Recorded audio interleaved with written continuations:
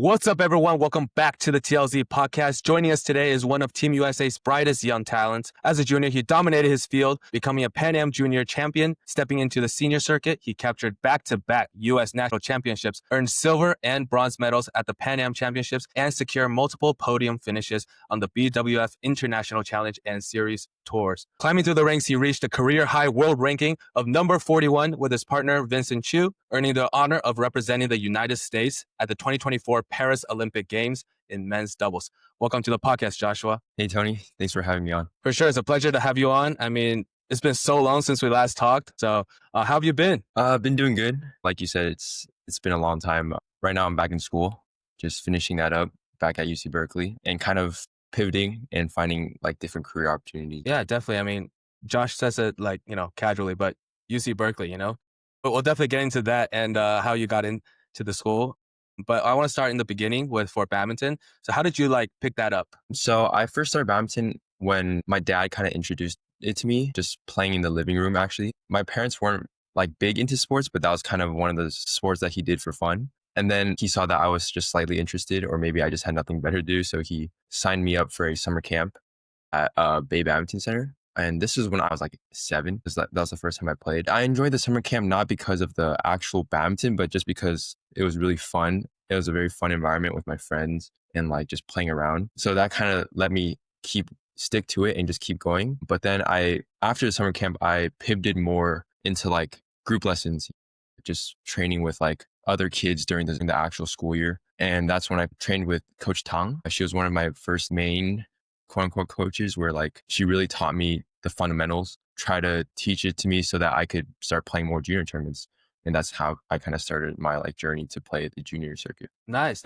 You mentioned your dad introduced you to badminton, and I know how involved your family is in your badminton journey. I see your parents, but also your grandpa tags along in the tournaments, and he plays a big part in that. So how big of a role do you think your family plays in your entire badminton career? No, I definitely owe it all to my family, just being able to support me in that journey. Like you mentioned, my grandpa was a huge supporter, basically just always taking me to training, always with me in tournaments. And he just loved watching me play. So it's just a big bonus to have him there, always supporting me. Same with my mom, dad. And I would actually say in my case, I definitely felt very lucky in the sense that they weren't too overbearing. It wasn't they were just constantly forcing me to play, oh, you have to train, you have to do this, or getting mad at me if I'm slacking. They were very lenient with my journey, and that kind of allowed me to develop the passion for badminton on my own. It was my own passion, not something that my parents forced me to do. And I think that in itself speaks volumes into my mindset and how I transitioned to wanting to play professional and taking badminton more serious. I think there's pros and cons. A lot of parents, it could be if your child is not as disciplined, they'll get mad at you, or they'll start pushing you even harder. But then the child, they won't feel like they want to do it. Right. For me, it was kind of the exact opposite. It was they didn't force anything at all. It was all just up to me what I wanted to do. And that could have led to I had no discipline or just no drive. But thankfully that led to more motivation for me to want it myself. Yeah, for sure. I mean, I have met countless throughout my years just being in the badminton circle. And I got to say, your parents and your grandpa is some of the nicest, kindest people I've ever met. And I definitely see that. They're the best pairing, really, for the way that you approach the badminton career and how you proceeded to go and play in the Olympics and having their support for that. But I do want to know, because in our generation, you're the only person in our generation that proceeded to play professionally, right? So when did you realize hey, I want to do this at a higher level? Yeah. So when we first started playing, obviously when I was still playing against you a lot, right? U9 all the way to 15, that was all for fun. I went because that was my main extracurricular. I was decent at it.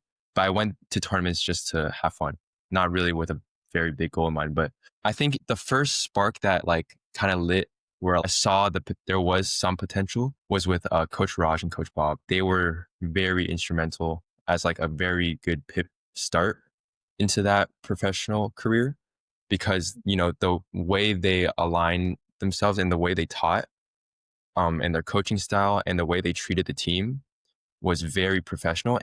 They had a very specific goal in mind. Every junior nationals had a goal of like, 10 golds. Our motto was 10 golds. So it's like their passion definitely spread to the entire team. I felt I definitely committed a lot more time into badminton because of them. And there was a lot of structure in that training. And then I would say that was like the initial spark.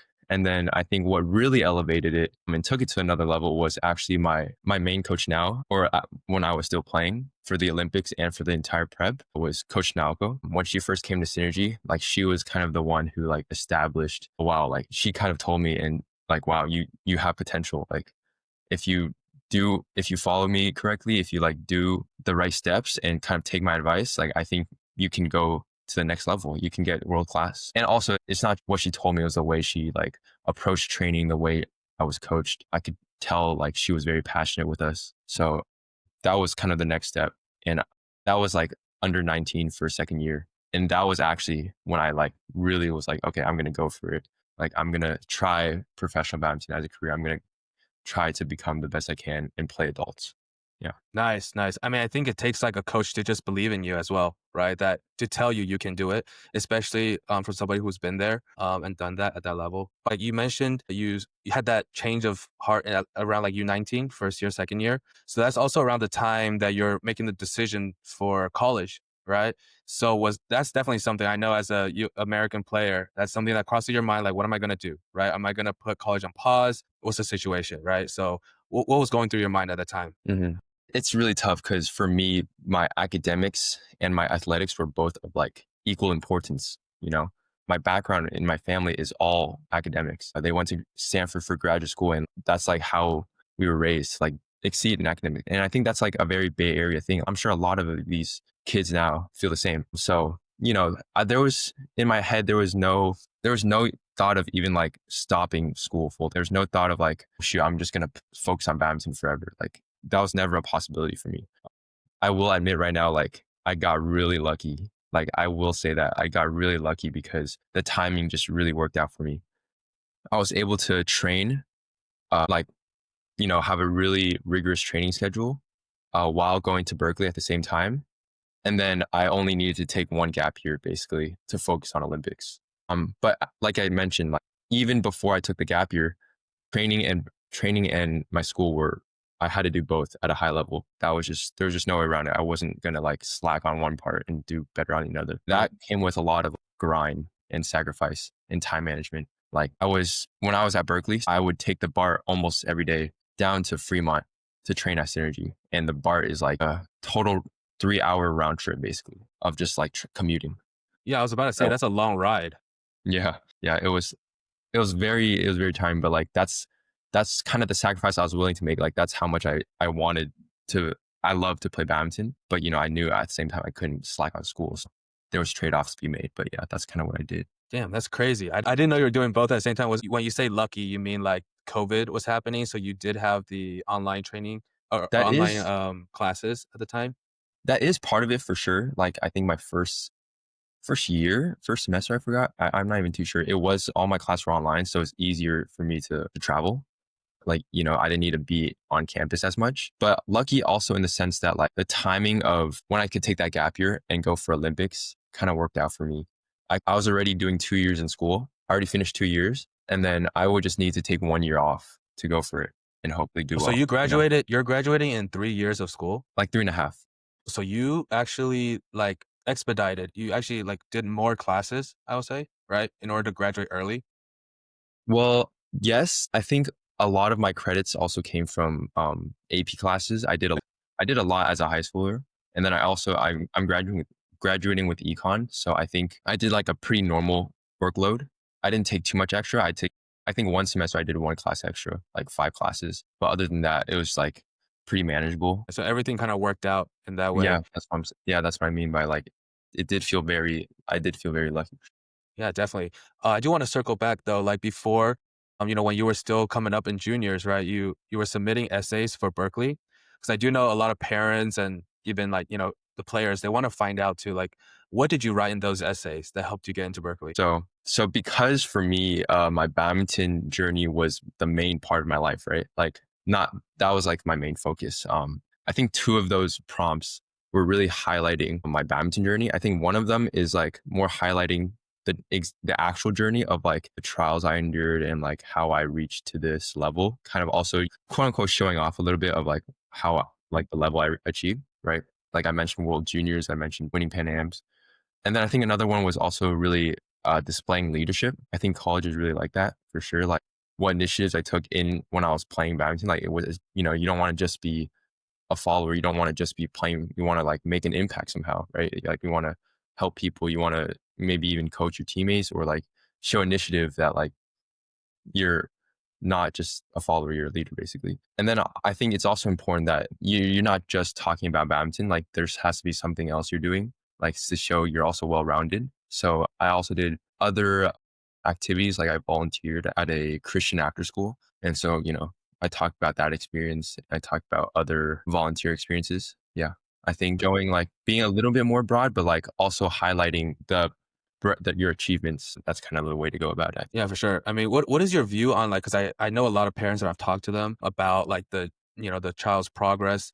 And some parents have a view where we need to have the child do a lot of things for college, like not just badminton. We need to do piano. We need to do drawing, or we need to do soccer, like a bunch of extracurriculars. And they believe that that will help them get into prestigious schools, whether it's Berkeley, Stanford, whatever it may be. Right. So what is your stance on that? Well, also, I think times are definitely changing. I think now these processes are much more competitive and there's a lot more applications. So it's like the standard is a lot more rigid and higher. But I think, yes, it is good to be well-rounded, but I think you have to show excellence in something. That's the best way to stand out, right? Like you can do everything, but not be the best at anything. I mean, like that's okay.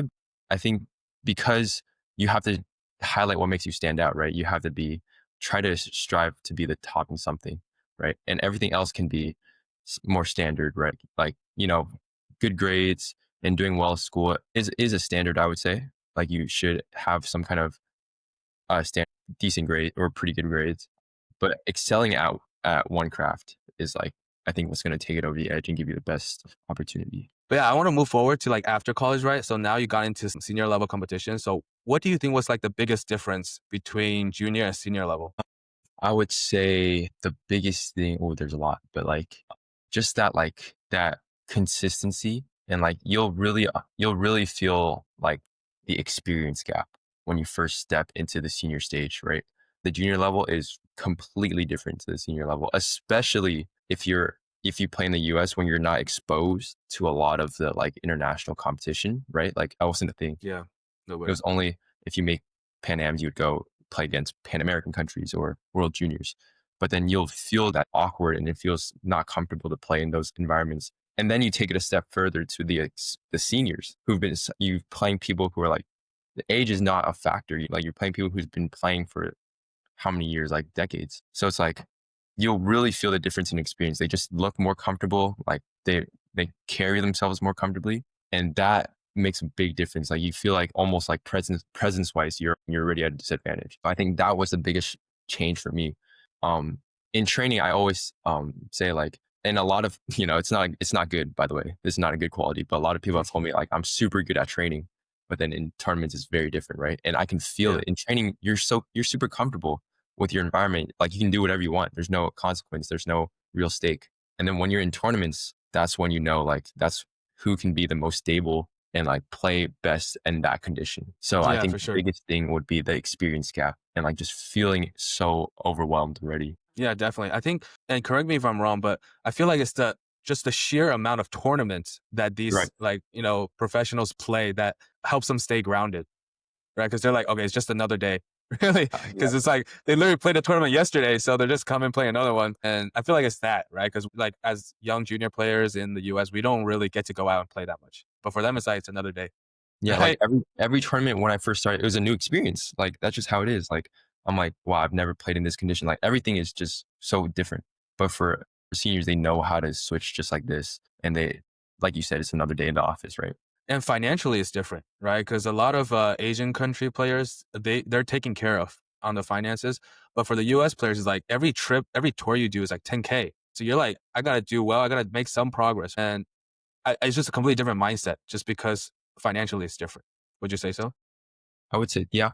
Like the biggest thing is these powerhouse countries or even like Europe, or I don't know about Europe, but like for Asia, everything is taken care of, right? They're not thinking about travel. They're not thinking about their itinerary. They're not thinking about their expenses. All they think about is training. How do I optimize my training? How do I get the best? But a main thing for these independent players from America, from maybe even Europe too, right? From Canada is you have to plan everything yourself, and finances come to play. You have to budget. You have to say what is in my breadth of what I can fund. And then you have to carefully plan tournaments, right? You can't just like say, oh, I'm just going to go here to here. You have to plan all of this. You have to plan flights, your travel, your hotels, everything. That's on you. And that's not a problem for Asian countries, for powerhouse countries. Yeah, for sure. I mean, I saw the interview, I think, of Josephine Wu, and she was saying how, and this was to us too, like when we play tournaments for the US and they make us wear a uniform, we have to buy the uniform. Like we're forced to buy it. You have to wear the uniform. So it's things like that that I think just it gets in the way as well, I would say. But like on your end, when you were starting to play, at the senior level, did you start looking for sponsorships, and what were you getting in those areas? Yeah. I think when I first started, it was more like I wasn't thinking about that at all. Like I just had very little experience in that. So for me, it was just all I knew was show up to training. I knew nothing about international competition. So a lot of it was just relying on my parents' money, like out of pocket money, my own income, right? My parents' income. It's a lot. So then when I started playing more and more, then it's like starting to ask for more sponsors and like reach out to private sponsors, right? But it's again like the support for badminton, I think now is a lot better, but like before, like it was very tough to find sponsors and people who are willing to help fund some tournaments or trips. For sure. Like, what do you think, like, is like the threshold, like maybe like a ranking number where like sponsors are starting to be more responsive and having that conversation? Um, I wouldn't put a hard ranking. I would say actually though, like once you start making the bigger tournaments, so actually maybe like even top 40, top 50, top 40, right? If you can get to like the big tournaments like world champs or the super 750s, super 1000s, that's when there's more recognition for sure. But you also have to keep in mind that badminton in the US is super small, right? And the likelihood of a person sponsoring you that doesn't know badminton is like zero. It would have to be like someone who is a big badminton enthusiast, something like that, right? So Yeah. it's very tough. It's very tough. Yeah, definitely. I was talking to some Canadian players, and they mentioned that they're able to sign with like Badminton Canada, right, as a sponsor, and they take care of everything. Like Yannick sponsors them and all that. So I'm curious, does US have a similar structure where we have like a US badminton? I mean, I know we have USAB, but like, do we have like an entity or like an organization where you can get sponsorship from them and they take care of everything? Yeah. Well, I mean, I'm also contracted to Yonex, and when I was a player, they do have like they have contracts for like sponsorship for equipment and some like monetary incentive. If you reach this certain ranking, you can get bonuses, like basically a smaller salary. Or if you win or get a certain place in this tournament, you can get bonuses. So we have that set up for sure. Like there's support from Yonex USA that helps these professional athletes.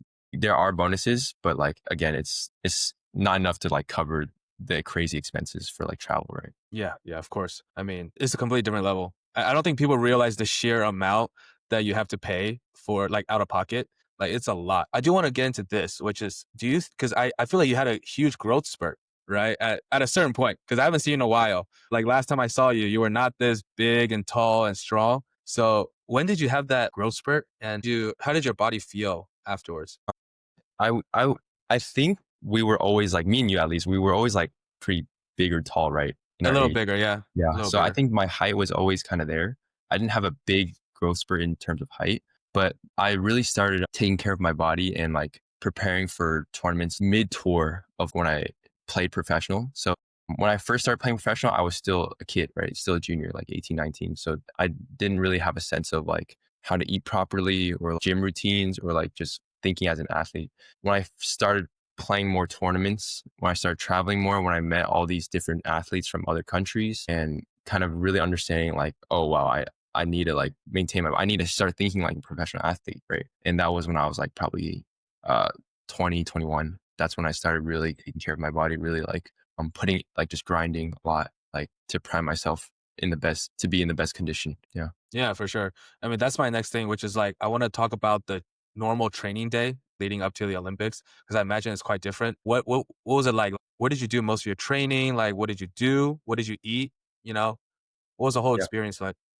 Um, well, I think training was always going to be constant. Like it was 6 days a week, 1 day rest. Maybe one other day was like a half day, but it was like 6 to 8 hour days of just like there's a morning session or maybe a morning gym session, and then you take a little break, and then you go an afternoon session, right? It's kind of like that. And also training varied a lot because depending on where we were always either in a different country training or we were training in home, which at that time was GBA for me in LA. And yeah, it was just usually 2 sessions a day, maybe 2.5 to 3 hours each session. And then you switch off from like badminton to gym or gym and then badminton, or sometimes just 2 badminton sessions, right?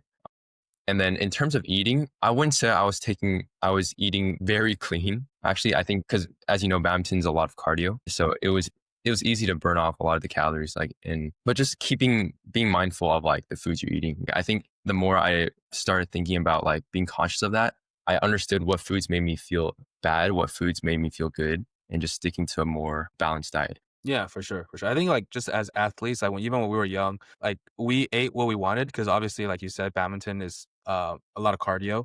But at the same time, there are certain things that we just didn't eat. I don't know, like for example, like soda and like a lot of these junk food, we just sometimes we just avoid because like it's just you just don't feel great after eating, Yeah. right?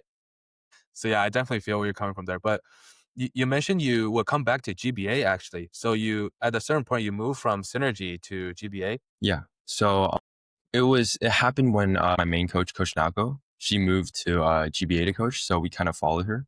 This was also during the gap year because when I was still, before the gap year, when I was still in school, I couldn't go to LA. I had to be in school. So when I took that gap year and to like decide to go to focus only on badminton, take a break from school, that's when I kind of just moved bases to LA, staying there to train with Coach Naoko and also Coach Tony Bunawan, which is like, he's also been a very big factor in my career too. So, that was 2023 to the end of Olympics when I like basically just every time I came back to the US, stayed in LA and trained Yeah. there. I mean, since you train in GBA, then you were able to train with Vincent a lot, right? Because he's mainly in LA. Yeah. I think GBA was his like the club he was born and raised in. Yeah, literally. He never left. He was there from the beginning to the end. So Yeah. So yeah, yeah, that was his that home. was, yeah, it was again, like quite lucky, right? Like everything felt very in place, you know? Yeah, for sure. But like when you were training, what specific drills or like routines made the biggest impact on your Yeah. game? Yeah. I think a lot of the players, if they know me, like they would say my best shot would be my drive or my smash. Like I'm a very physical player. So the drills that I did were very focused a lot on those aspects, smash and drive. A lot of multi shuttle of like smash and then follow up drive in the working the backcourt. A lot of just focusing on attacking, like 2v1 attack, 3v1 attacking, 3-person attack defense, a lot of defense, and then a lot of like just like push and defend drill, like one person in the front tap, one person in the back defending. So a lot of like just very double-esque, like driving, hard hitting kind of patterns because that was my game, you know. So that was the Yeah. main drills that I focused on. But you know, you have to be well-rounded, right? So you know, there's also cover like four corners, cover the back, and then also like random defense, you know, like front push, front tap. Yeah, for sure. I mean, what was your least favorite thing to do for training? Least favorite thing? Like This, every I mean, time it comes along, you're like, oh my God, I gotta do this again. can I say singles or no? You could, I mean, Well, I mean, but you like, don't really play singles much at that point. yeah, So well, like maybe like a specific training thing. yeah. Something that I was like, it's hard because something that I hated to do, but in looking back, like it was so useful. Like it's very good. It's like very basic. We call it shuttle footwork. So it was literally you swing one shot, one corner, and then you go up, and then the person feeding just throws, and you just like tap it. Like you just mimic forward. It's just basically footwork, but then you hit one shot, right? So then, for example, for singles, it would be you swing in the back, smash, and then you follow up and then push. So is it like in Chinese it'll be like 沙上网 Yeah, but the feeder isn't like feeding multi-shuttle. They're just throwing the birds for you to push it, and then you in the go front, back to swing. Yeah, yeah. and then you go So back to swing for the backcourt smash come to Yeah, the but front you're and just tap. swinging it. You're not even hitting the bird. You're just swinging. And Okay. then, so the feeder's only throwing in the front, something like that. So that was when I was like first starting in professional, like when I was like 18, 19, a lot of those things felt very tedious and very boring, but also like physically tiring. So I'm just like, why? Like, I don't like it. Just, I hate doing this stuff, but it builds discipline and like builds a solid foundation, which I think is actually often neglected and something that a lot of people should focus on first before going to like more technical skills, Yeah, definitely. I feel like it's often like the drills that are best for you that are the most tedious and Yeah. the worst, like, the most tiring. Yeah. And I do want to hear your perspective on this because, I think a lot of young players struggle with it and it serves, right? So how much did you practice your serves, especially as a doubles player, right? Because that's Yes, like, for sure. if you can't serve, then you can't even start the rally, Yeah, right? serves are huge. Like that's probably the most important shot in doubles. And there's definitely moments where I've like felt like I couldn't serve at all. And if I can't serve, then you also have no confidence and you feel pressure. It's the start of everything. So a lot of times was spent on serving, just like after every session, like to do some extra. If you don't feel comfortable in your serve, then you just have to like find that feeling of like being able to do it the same every time. So it's a lot of repetition. That's, to be honest, the only way to go about it. A lot of just staying there for an hour, just serving. But it's also not just like blind repetition. You have to like understand why the bird flies that way and how can I change. You have to keep adjusting. So it's a grind for sure. You just got to do it. Yeah. I mean, there's no shortcut, especially when it comes to serves, right? It's just pure tedious work, but you got to do it. So we discussed about all the physical work that goes into training, the eating portion of it. But on the mental side, how do you mentally recover from like bad training days? Because obviously we have those, right? Yep. And just losses also in general. Yeah. That's also a big thing, right? Like not being discouraged, basically. I would say everyone is different. Everyone responds to failures and inconveniences differently. And if you know me, everyone I train with will vouch for this. Like I'm very numb to a lot of things, right? Like I don't react strongly. If something bad happens, I'm just like, it goes out the other year, like, and I think that's one way to approach it, right? Just like forgetting and moving on and looking to the next day. Like you said, like it's, it's just one inconvenience on the road. It can't linger. The more it lingers, the more it negatively affects you. Just taking that mental break of like, okay, I'll just forget about it. And you have to be able to block out the noise versus like having that balance of learning from your mistakes. You can't also just ignore. Like you have no why something's going wrong. So take the positives out and just kind of forget and just reset and move on. Like once you think about it, once you ponder on the mistakes that happen, once you ponder on why this went wrong and you have a reason, then just that's it, right? Look at the next day. Like every day should be a new day. It shouldn't be affected by what happened in the past. And I think that's something that I was pretty good at, maybe to the point where it was not like too much, like just always forgetting, always like don't care. Like it was a Yeah. little like very numb to it, but that is a useful way to like break out of that like negative mentality and move on. Yeah, for sure. I mean, I think it's just a general, like, rule for life almost. Like, just because sometimes everybody faces difficult things in life and it's important for us to just be able to move on. And because the next day's coming up and we just want to do, better. I do want to get into like your doubles partner, Vincent, because obviously Vincent's a renowned badminton player in the US. I kind of want to get your take on what it was like to play with him, especially since there's an age gap, because obviously Vincent's not in our generation. He's an old man now, right? No, I'm just kidding. Yeah. So what was it like playing with Vincent? Yeah. It was great. It was great for sure. Like you mentioned, since he was older, like I definitely always had that like respect for him. Always had that respect where like he's my older brother and I looked up to him for a lot of advice and he kind of just guided me on that path. He taught me the ropes of everything of international, of like keeping me in check too. So I'm just super grateful for our partnership and kind of the way he handled our dynamic because I can be stubborn and I could just be so forgetful. And like he definitely kept me in check for that. Like you have to be more aware. You have to be attentive. You have to you have to mature. So he helped me through that whole process. And in terms of badminton wise, I think it worked. It worked out great because I'm more of the like initiator or like the person who is controlling. And for Vince, like he also played mixed doubles. And so, he has a really strong backcourt, really good smash, really strong drive as well. So it worked well because I could help control for him and then he can do all the heavy attacking. He's the consistent player, right? Whereas I'm the more like try to do something crazy and then take control of the rally. Yeah. Yeah, definitely. I mean, Vincent's one of the best doubles mixed player in the US, I think one of the best. And yeah, his experience in that field is insane, right? So how did you and Vincent actually like was able to build that close chemistry like on and off the court? We were just, always talking to each other, like in terms of, because again, it started when we trained together.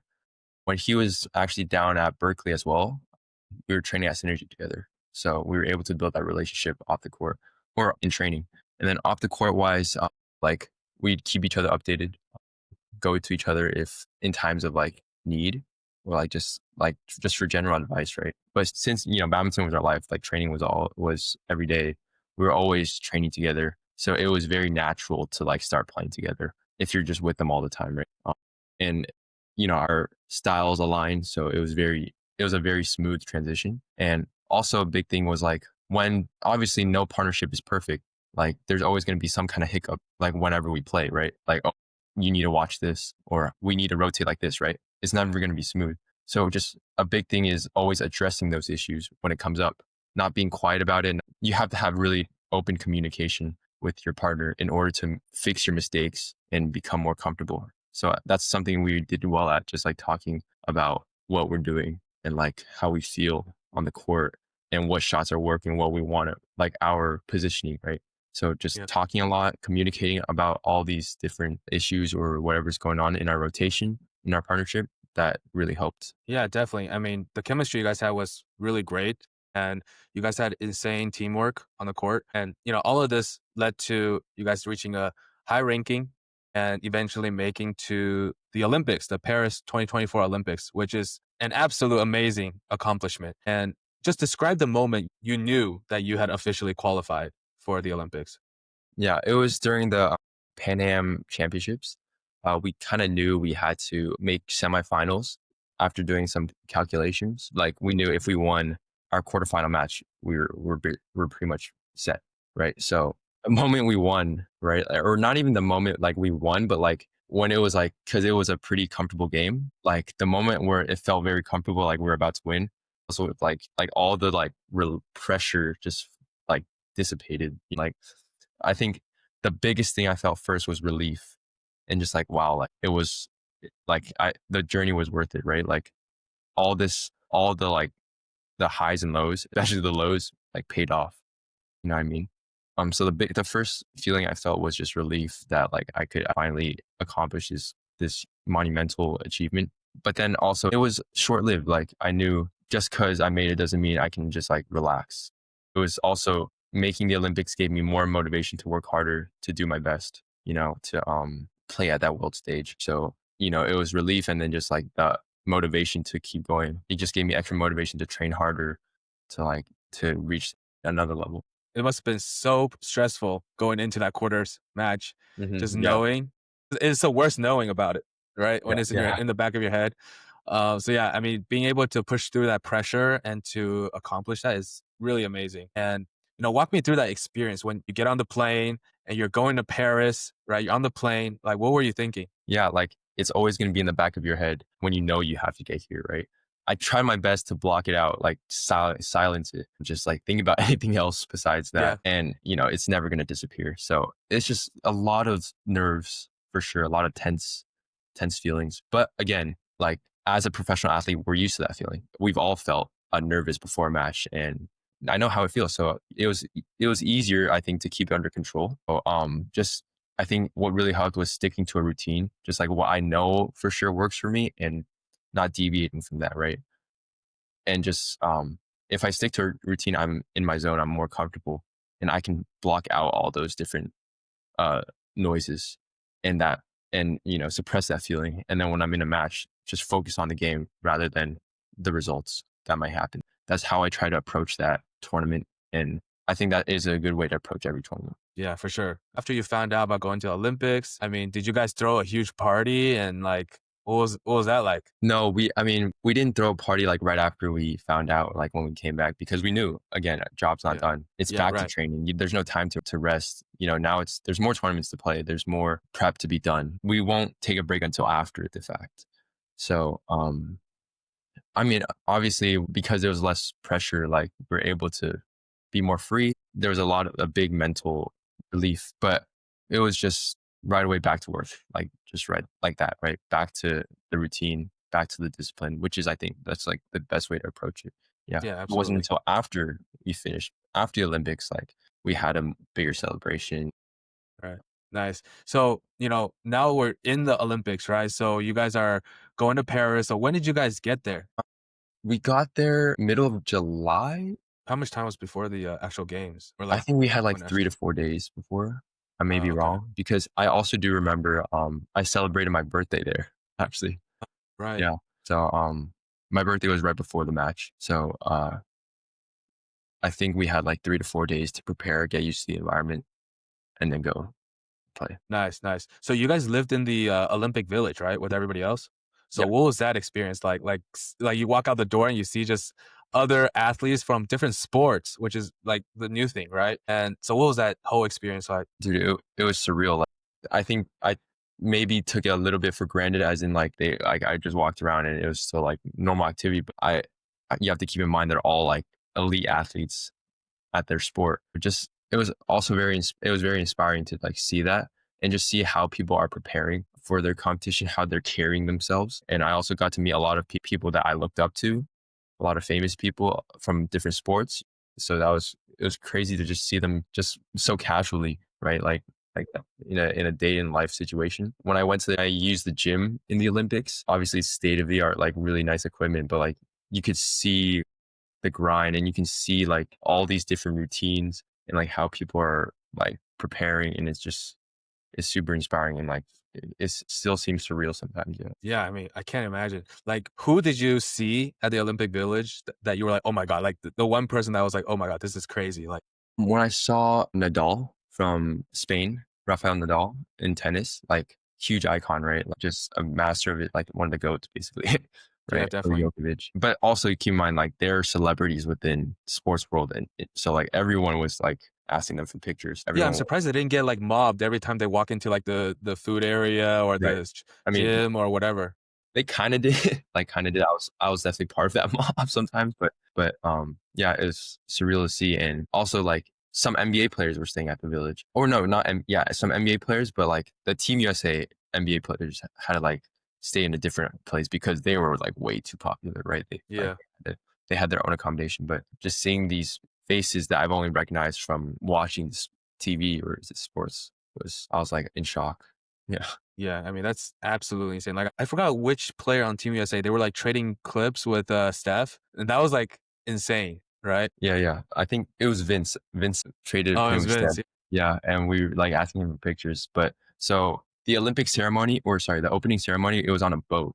So that was kind of like a confined space where everyone was mingling, right? And all the NBA players were there. So I was able to take a picture with basically all of them, like LeBron, Curry, like just crazy names that I never imagined I'd be in the same place with. And like I mentioned, everyone was like lining up to take pictures with them. But it's just like, at the end of the day, like they're also human and they're also people, right? Like they were super nice, always talk, always initiated some kind of conversation. So it was really good. Yeah, I was gonna ask about the opening ceremony because it was super grand and epic, and they saved the USA for last, right? So you guys were waiting in the back. What was going on when everybody was coming out one boat at a time, and you guys were just standing around waiting? Yeah, we were just like mingling, like talking with other players, other athletes from different countries. A lot of the time was spent searching for like people we want to take pictures with, right? Yeah, But also, like you mentioned, we were last and we had matches the next day too. Like the timing was not great, so we actually took the early boat to leave. Like we didn't stay for the whole thing. We only did the part where we traveled through the river, and then we got off and went back to get ready. But like it was definitely grand. It was like a lot of people, but it was also raining so hard and yeah, so windy, and it was honestly like kind of uncomfortable, just like in the suits with like rain just going yeah. crazy, and it was so cold. Like, but it was still a great experience. Just unfortunate that the timing was like, it was just pouring. Yeah, I mean, the rain was insane because, like, obviously as athletes, you watch out for your body, especially Yeah. at a big tournament like this. Like, so if you get sick, you catch a cold, you have a fever, oh my God, that's like the Yeah. worst possible case scenario. Yeah, that's scary. And we were definitely making sure that it wouldn't happen. But again, like, it's like, how can you miss this event, right? Yeah. So. Yeah. So were you guys able to watch the opening ceremony, like all the stuff before you guys came out, or you guys just in the back, completely like can't see No, anything? we're kind of just like waiting for our turn because like, you can only see the stuff really going on once you pass a certain part of the river. And then Yeah, there's people like cheering, there's like stuff going on. So the first part was just like, we were just mingling around, just talking, meeting other people. for sure, for sure. I mean, how did it feel like when you guys came out on that boat with the U.S. flags waving? Hmm. And this is not like, obviously you've been part of Team USA for a long time, right? From juniors to adult, but being part of the Team USA of every single sport, right? On that boat, coming out with everyone cheering and just going crazy for you guys. What was that feeling like? Yeah, it was definitely just a lot of it was a sense of pride for sure. Like, we're part of this select group of people that everyone is just looking at, right? And I think a lot of it too was USA obviously is always the biggest attention with all these other sports like NBA players, right? Or track and field athletes. So you could just tell like everyone was looking out. Everyone was just like they made it so grand where like people are surrounding us cheering. There's like events and shows going on, and just witnessing all of that just felt so like it was so fun. And it was just so a crazy feeling to experience because like you're like capturing that like attention of like the whole sports world, right? Yeah. Definitely. I mean, part of the greatest country in the world, to ever be in the Olympic Games. So it's like next level feeling, right? I can't imagine. So yeah, I mean, that must have been surreal. And, then, like you mentioned, next day you're playing your first Olympic game, Hmm. right? So how did it feel getting into that arena and stepping onto the Olympic court for the very first time? Yeah, like my first match, it was the next day at night.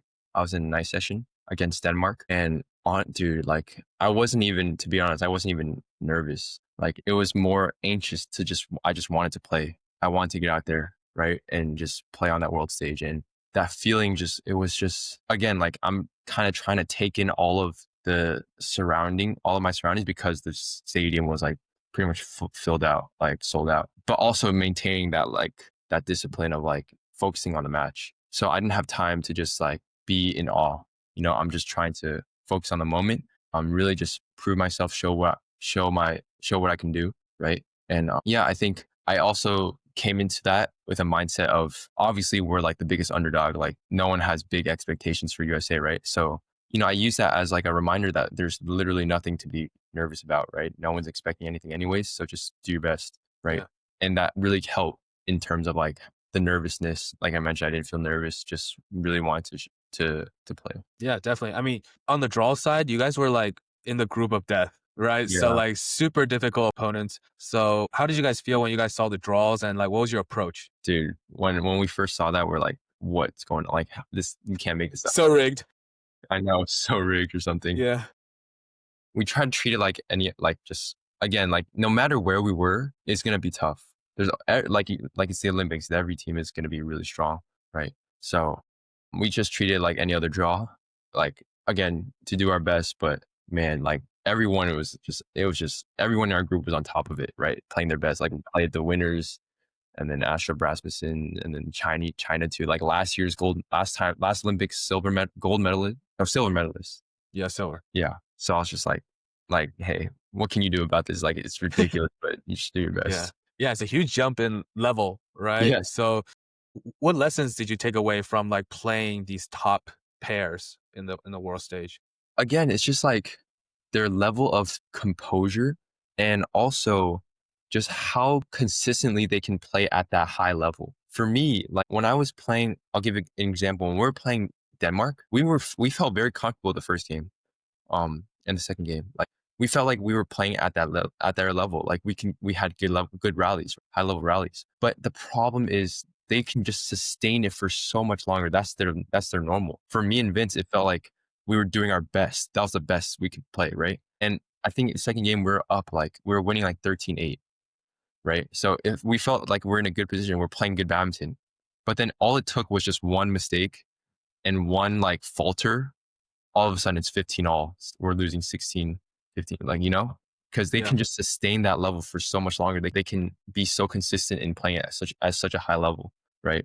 All it takes is one mistake, one small miss like opportunity for them to catch up and just flip it on you. So that was the biggest thing I noticed for playing in this high level. I think a lot of the players now in the US, they're all capable of playing at a high level. It's just a matter of how long you can stick to it and if you can be consistent in that. Yeah, definitely. I think like once you get to that world stage, everybody's around like the same level, right? But it's really about who's more consistent, Yeah. who can stay in there the longest, and also who's going to make the first mistake first, right? Because it's all it takes is a chink in the armor, and people are going to get through that, right? And that makes a difference. Those small things during training it starts making the big difference, on the court, right, at that stage. So yeah, I definitely see where you're coming from with that. And so after you guys, finish your matches, right, in the Olympics, did you guys stay in Paris or did you guys just come back immediately? So badminton was one of the first events I played, and so we kind of stayed in the village to just like experience everything, call that a mini vacation, while still like staying fit. So we were able to like explore, like go to different sports and like competitions and just watch them, because we finished like badminton finished in a week, in the Olympics is like 2 weeks, so we stayed for the whole thing. And then we also, obviously my parents were there, my whole family was there, so we went out a little bit to explore Paris a little bit just to take that vacation. So that's, like I said before, like it was after Olympics where we could like relax more and just chill. Yeah. Well, was Grandpa there with you guys at the Olympics? No, my grandparents weren't able to go because like their health is, Yeah. not as it was before. So, but they were watching. We were always talking to them, like Yeah, I mean, FaceTime. I can't imagine how proud your grandpa felt. Like, because I know he's been there with you since day one of badminton Yeah, training. yeah, And just seeing his grandson on the big stage, that must have been a crazy feeling when he was at home watching you guys. So yeah, yeah, shout out to Josh's grandpa because he's just been there. I know because I've seen. yeah. But yeah, so that must have been a crazy feeling. And so out of all the sports you guys watched, right, which one was your favorite? Like your go-to? You're like, oh, I want to see this. Dude, by far, like not even close, was the France versus USA men's basketball finals. Oh my God. We were able to get like pretty much damn near front row tickets. Really? Like not right away, not exactly courtside, but like there was like a section for players, right? So we were able to get those. Like Do you still have to pay for it or is it like no, it's just dude, the Team USA benefits, the perks are crazy. You're able to get like a free ticket to any event someday. really? Yeah, and so Even because I know that game is like filled up yeah, to the brim. yeah. So what happened was like, Howard actually helped me like, because he kind of like knows everything. So right when Team USA created their portal or like their ability to like manage everything, on the flight to Paris, we already booked the ticket. We booked right when they released like, oh, you can get tickets now to these different events for players, right? Because we knew right away they'd be full. We knew right away like they'd be sold out instantly. So we booked right away, like a week or two in advance, a week and a half in advance, just to get seats. So that was definitely a highlight too. That was crazy. So fun. Yeah, I mean, I saw that game on TV, right?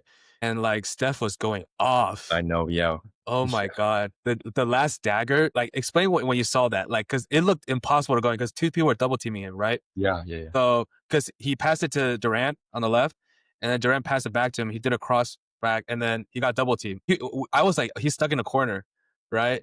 He just chucks it Yeah. and then it just like goes in again. I So know. what was it like? Like just seeing that shot in Dude, person? the entire arena, like, actually, I wouldn't say like, it felt silent first because everyone was France. And then all the Really? Americans started cheering. Everyone started cheering. It became so loud. And I actually caught that on video. Like, Oh my God. yeah, I got that shot on video. And dude, and like everyone, like the atmosphere was just going crazy. Everyone's up on their feet, just like jumping. Like all the athletes were like, yelling and like, just like, I think the Damn, entire atmosphere was shocked, stunned. you gotta send me that video. I'll insert it here, and then people can see your POV. Got you. But yeah, that must be insane. I was like, that was one of the craziest Curry performances. I mean, obviously other players played great too, LeBron, Durant. It was really around the big three, right? But yeah, that That was a crazy game. Also, like, did you watch the one before that, the semifinals? I think it was against Serbia. No, Serbia. we didn't go to that one. I think we went to a different event instead because we were like, we want to explore all the different events, right? And because we had finals already, we're like, it's fine. Yeah, for sure, for sure. Yeah, so like you guys mentioned you stayed mostly in the Olympic Village, right? During that time. So what was the food like? I'm wondering. Like, was it good or because I know some players, some players from other sports were like, it's okay, you know. So what was that? I'm not picky. It's good enough for me. I think it's hard to be extremely high quality when you're mass feeding so many athletes, not even people like athletes, right? I can't complain about free food. We obviously were sponsored by Coca-Cola products, so there was just free there were free Coke products that you could like vending machines that you can just grab on the go, free food on the go. Like they had all sorts of cuisine there, like Asian, French, American, and they had like different food trucks, right? Like that serve specialty items sometimes, free coffee. I think one of the highlights though, I don't know if you know about this, but like there was like a viral chocolate muffin in the Olympic Village. Like I didn't see that one. it's like a really fudgy chocolate muffin that like everyone was like going crazy about. And it was pretty good, but it wasn't. I don't think it was that Was good. it worth the hype? Was it worth the hype? Maybe not to that extent, but I mean, for players who are eating it every day, I think eventually it gets a little tiring. But if it was like the first time, maybe. Yeah, it was scary because all the athletes, like they're athletes, right? They need to prepare for the event, so they treated the muffin as like a treat after everything. But they're like holding themselves back before they competed so they wouldn't eat it. Yeah, for sure, for sure. I mean, that's great to have something to look forward to. Yeah. But yeah, after you guys finished the Olympics, another huge event, right? You went to the White House as Team USA and you got to meet the president of the United States, which at the time was Joe Biden. So just like, regardless of political opinion, obviously, like what was it like to be at the White House, part of Team USA, and to meet the president of the United States? Yeah, like again, just a sense of honor, and like you could call it a little bit of patriotism for sure, right? Like they basically took us on like like a guided walkthrough of the White House and just like looked at all the different rooms. We met with like the president, first lady. So it was crazy. As in like again, like you're in a place where it's normally just it's a hard place to get into. You're surrounded by people where it's like everyone is of stature, everyone is important, right? So it was an honor to be there for sure, and also sharing it with all these different athletes. Yeah, it was really great. Yeah, definitely. I mean, what was the security like? I imagine it was like because there were so many people, Yeah. right? Um, I mean, like there was obviously Biden had his like Secret Service, I think, of like really like just like surrounded at all times by like people in suits, and just like security was very disciplined as it should be, I'm sure, right? Yeah. Like there was no messing around, Yeah. right? But again, but they were also not just like everyone was friendly, everyone was accommodating, and also it wasn't just the White House, like the hotel we stayed at, it was like a convention center where we had workshops basically of like different opportunities to explore outside of their sport. Like, they're showcasing the Olympic committee, the athlete committee, and like had different workshops of like leaders in that field. Like, for example, how AI is like intersecting with sports, or leadership advice, or like how to make the most out of your social media or something like that. So it was a lot That's of cool. different learning opportunities outside of the White House. So the whole event was pretty fun, pretty good. Yeah, that's really cool. I didn't know they had that whole convention thing going on. So for players, like I'm wondering, like athletes at that level, the world stage, do you guys have access to these convention events for sports? Yeah. So that kind of convention thing was just that was reserved for the 2025 or 2024 Olympic athletes. It was for a 3-day event.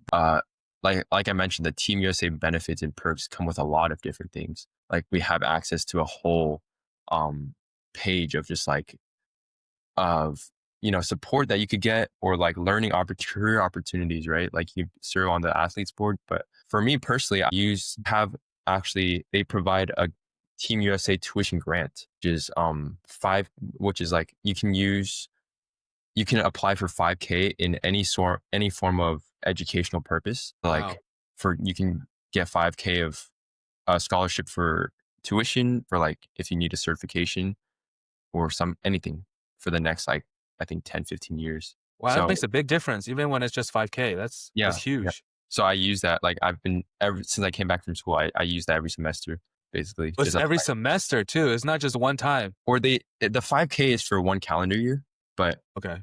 they split it up by semester. I see. I see. I mean, okay, does feel a little short for Olympic. I feel like they Yeah, should give them a little more, but I mean, that's still money is money, money is right? money.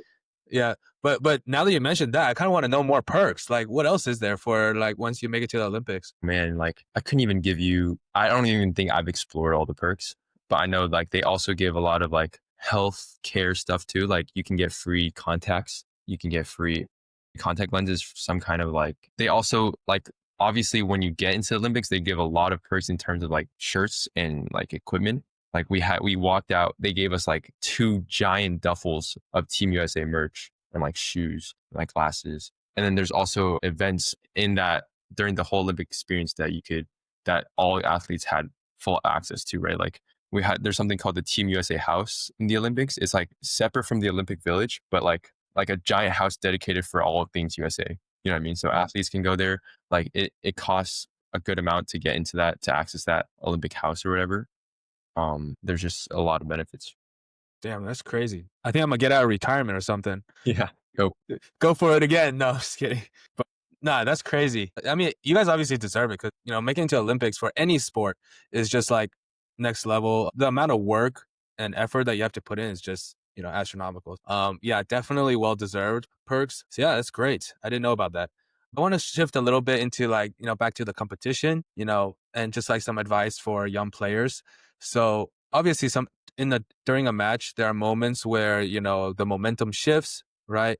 So how do you adjust, when the momentum shifts mid-match and you need to reel yourself back in? Yeah. I think a big thing is like when momentum shifts and you're losing a few points in a row, you have to pause and break out of that. You can't let it just continue cycling, right? Because once the momentum shifts, it'll keep dropping. So something has to change. That's a big thing. Like you have to interrupt that by dude, anything. Like just try to ask for a break, change the shuttle, get water, walk around, dude. It doesn't even matter. Like what they'll yell like, "Are you fine?" Whatever. But like you have to take a break and gather yourself, right? I in juniors that is a big issue. Like you mentioned, like I see that all the time. Like once you lose 2 or 3, like you don't know what to do. Like you're stuck. So the best way is to disrupt their momentum, right? Make them initiate the mistakes, right? Because once they're in their groove, then everything will feel perfect. So make them feel uncomfortable. Try to get them uncomfortable.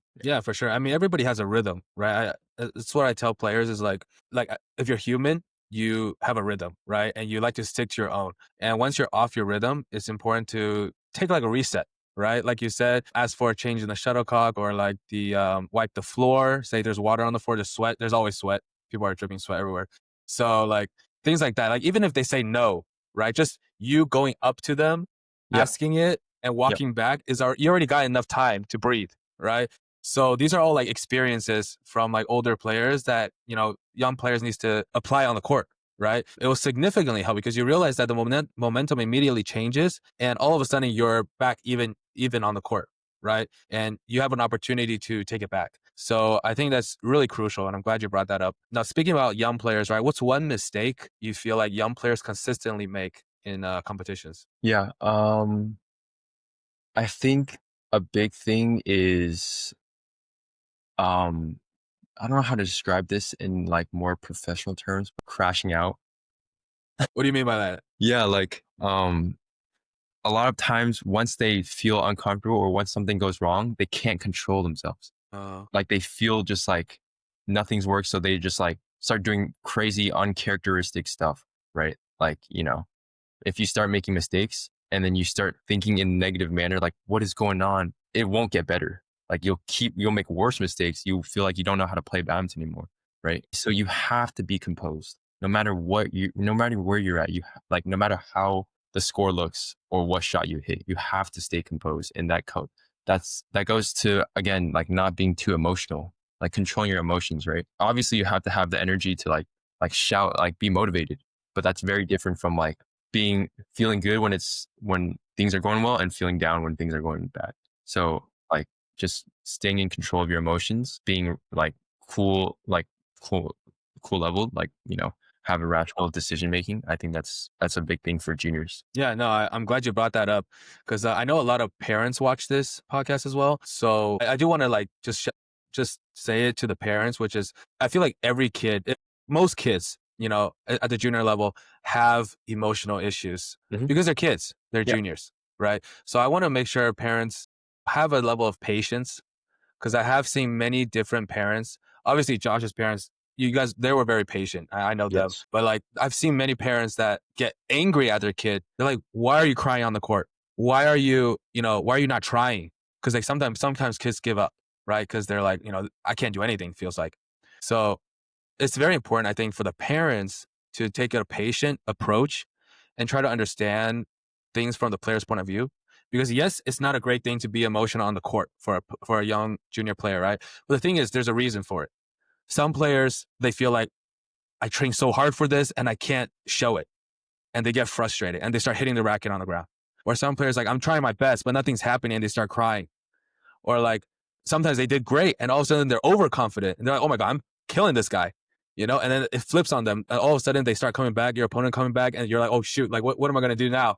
Right. So there's so many different scenarios. But I think what's most important is making sure that as parents and coaches, like we like nurture the players and make sure that they know they're understood and at the same time help them overcome it, like you said, right? Like making sure eventually they're able to control their emotions because ultimately that's the goal, right? And that will help them exponentially, really, beyond just skills, right? And kind of speaking on that again, the best players I know, right? All their parents, none of them are like on top of their kids. Like you mentioned, some parents are just always like on top of them. Why are you doing this? Why are you doing this? They've always given them space, especially in tournaments. I think that is most crucial. Maybe in training, yeah, you obviously want to give input. Sometimes input's good, but in tournaments, you can't let your feelings like go onto your kid because they're going to be looking for you, right? Like I hate it when I see sometimes kids are like looking back at their parents like, what am I doing? Like I feel like Josh and I know exactly who we're talking about, right.